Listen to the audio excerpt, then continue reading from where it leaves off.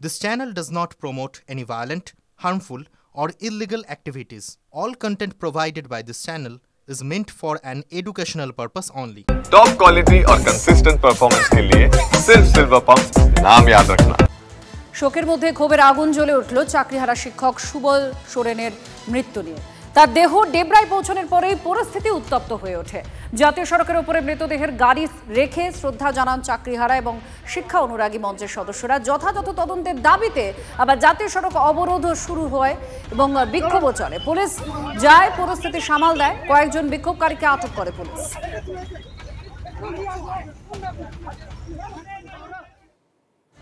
নিয়োগের দুর্নীতি, আর সেই দুর্নীতির পাক চক্রে বহু মানুষের চাকরি গেছে, বহু পরিবার এখন আর্তনাদ করছেন। আর এখানেই এইভাবেই চাকরিটা হারিয়েছিলেন সুবল। চাকরিহারা শিক্ষকদের আন্দোলনের অন্যতম মুখ এই সুবল সোরেনের মৃত্যু নিয়ে তাই বিতর্ক তীব্র হয়েছে। রাজ্য সরকারকে দায়ী করছে তার পরিবার, সরকার বিচার ব্যবস্থার দিকেও আঙুল তুলেছেন আন্দোলনকারীরা।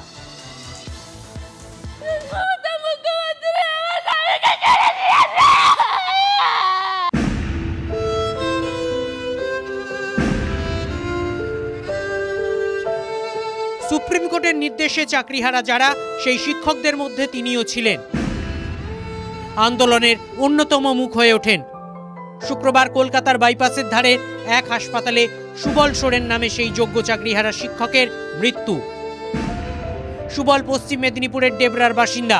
11ই আগস্ট বছর 35-এর এই চাকরিহারা শিক্ষক বাড়িতে অসুস্থ হয়ে পড়েন। তাকে ডেবরার হাসপাতালে ভর্তি করানো হয়। ব্রেন স্ট্রোকে আক্রান্ত হন। শারীরিক অবস্থার অবনতি হওয়ায় সুবলকে কলকাতার হাসপাতালে স্থানান্তরিত করা হয়। দিন দুয়েক ধরে বাইপাসের ধারের এক হাসপাতালে চিকিৎসা চলছিল তাঁর। হাসপাতাল সূত্রে খবর, মস্তিষ্কের রক্তক্ষরণের ফলে মৃত্যু হয়েছে। পরিবারের দাবি, উচ্চ রক্তচাপে ভুগছিলেন সুবল। মানসিক অবসাদের জেরে নিয়মিত ওষুধ খেতেন না। মৃত্যুর জন্য রাজ্য সরকারকেই দায়ী করেছে পরিবার। পেশার একটু ছিল, ওই চাকরি চলে যাওয়ার পর থেকে টেনশনে, চাকরি যদি চলে যাবে তাহলে আমি কি করে বাঁচবো। সুবলের মৃত্যু নিয়ে হাসপাতাল কর্তৃপক্ষের বক্তব্য, একটা স্ট্রেসফুল লাইফে হয়তো সেই জন্য আপনি ওষুধ খাওয়াটাও হয়তো বন্ধ হতে পারে। প্রেশার যেটা, উনি ওষুধ খেতেন না। সুবলের মৃত্যুতে ক্ষোভে ফুঁসছেন আন্দোলনকারী শিক্ষক শিক্ষিকারা। একমাত্র আর্নিং মেম্বার এই ছোট্ট বাচ্চাটার দায় কে নেবে বলুন আপনারা? এরপরে যদি বড়সড় কিছু দুর্ঘটনা ঘটে তাহলে পরে তার দায় কিন্তু সম্পূর্ণ রূপে কোর্ট, সরকার, বিরোধী সকলকে নিতে হবে। শিক্ষক মৃত্যুতে তৃণমূল সরকারকেই কাঠগড়ায় তুলছে বিরোধীরা। মানুষের মেধাকে প্রতারিত করে তার প্রাপ্য চাকরিগুলোকে উঁচু দামে বাজারে বিক্রি করছে। তো যতক্ষণ পর্যন্ত এই সরকার থাকবে ততক্ষণ এগুলো চলবে। ডেবরার বাসিন্দা হলেও কলকাতার রাজপথে প্রায় সব আন্দোলনেই থাকতেন সুবল। আন্দোলনকারীদের দাবি, যোগ্য শিক্ষক শিক্ষিকা অধিকার মঞ্চের সক্রিয় সদস্য ছিলেন সুবল। থেমে গেল সেই প্রতিবাদী স্বর। ক্যামেরায় সুমিত দাসের সঙ্গে সুজয় পালের রিপোর্ট, TV9 বাংলা। জঙ্গির সঙ্গে গবেষকের তুলনা টানল কে? না কলকাতা পুলিশ। যাদবপুর বিশ্ববিদ্যালয়ের শিক্ষামন্ত্রী ব্রাত্য বসুর গাড়িতে যে হামলার ঘটনা ঘটে, সেই হামলার ষড়যন্ত্রে সামিল হওয়ার অভিযোগে স্পেন থেকে দেশে ফিরতেই গ্রেফতার করা হয় হিন্দোল মজুমদার। হিন্দোলকে জামিনের আবেদনের বিরোধিতায় আদালতে যখন কলকাতা পুলিশের তরফ থেকে সওয়াল করা হয়, তখন আফতাব আনসারির প্রসঙ্গ ওঠে যে আমেরিকান সেন্টারে কলকাতায় সেখানে হামলার ঘটনার সঙ্গে জড়িত ছিল। কলকাতায় আমেরিকান সেন্টারে হামলার ঘটনায় আফতাব সশরীরে ছিল না, দুবাইয়ে বসে ষড়যন্ত্র করে এখানে হামলার ঘটনা ঘটিয়েছিল। তারপর দুবাই থেকে তাকে গ্রেফতার করা হয়। এই প্রসঙ্গ তোলা হয় আদালতে। আফতাবের সঙ্গে গবেষকের তুলনা করে এই দাবি সরকারি আইনজীবীর যে তাকে আরও তদন্তের প্রয়োজন। হিন্দোলের 18 তারিখ পর্যন্ত পুলিশ হেফাজতের নির্দেশ দিয়েছে আদালত।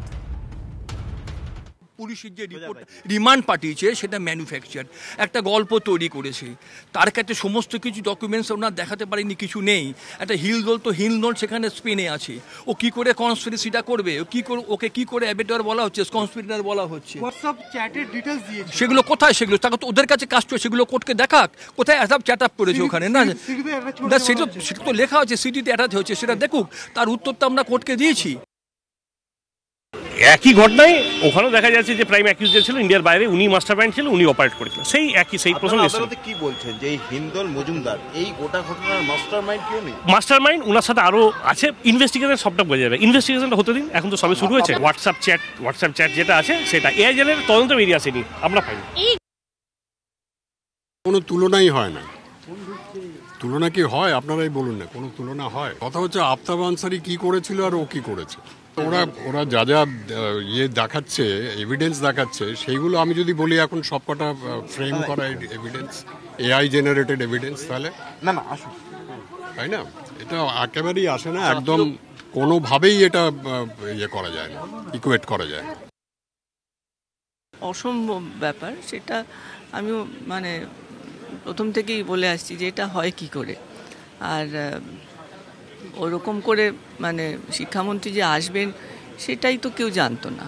সেখানে ও ওইখানে বসে কি চক্রান্ত করছে, একেবারে ওর কথা শুনে এখানে সব ছেলেরা করবে, সেসব তো আর হয় না।